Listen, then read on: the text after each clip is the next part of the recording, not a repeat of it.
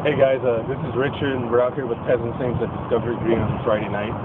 We're just finishing up our night of witnessing, and we just encountered a couple of guys who we went up to and basically asked them about the afterlife and eternal life. And they said something interesting, that on Sundays they go to a Catholic church, and on Wednesdays they go to Lakeland. And they were asking, well, hey, what's the difference? You guys are Christians or Baptists, and what's the difference with all these other religions and denominations? And while it was tempting for me to kind of get caught up in a rabbit trail and dispute over matters of Mary and praying to the saints, one thing we always want to do is bring it back to the gospel. Paul says in Romans 10 that the Jews were ignorant of the righteousness of God, and they were seeking to establish their own righteousness, and that they refused to submit to Christ's righteousness, and that the law of righteousness is ended now that we believe in Christ. We're no longer dependent on that law. In fact, Christ satisfied that law for us. And that gospel message is what distinguishes the church. That gospel message is what distinguishes the story of Christianity from all other religions, from all other religious systems that would base themselves on works. Because in those verses, Paul basically sums up every other religion in the world.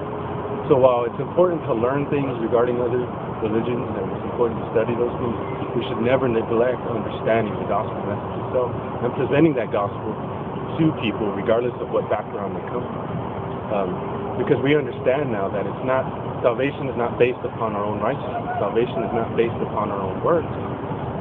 Our works are in fact filthy rags. They're not good enough before God because He demands perfection. But in Christ, by fleeing to Him and His righteousness and what He's done, we can now find refuge in understanding that when we stand before God, we'll stand in the righteousness of Christ, not of our own. Because through Christ, God's wrath, His justice is now satisfied. And the moment we trust in Him, the moment we trust and repent of our own works and trust in Christ's work, we can be forgiven. We now are declared righteous before God. And that message is the message we are to bring to these other religions, to people who come from Lakewood, to people who come from the Catholic Church, or whatever other religion that may be.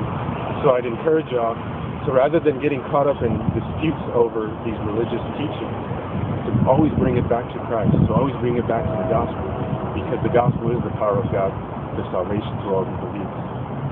So that's it. That's all we wanted to share with you today. And so just remember, when you encounter that Mormon or when that Jehovah's Witness comes knocking at your door, you are going to be tempted to argue other things. But always remember that what they need is the righteousness of Christ and not their own righteousness.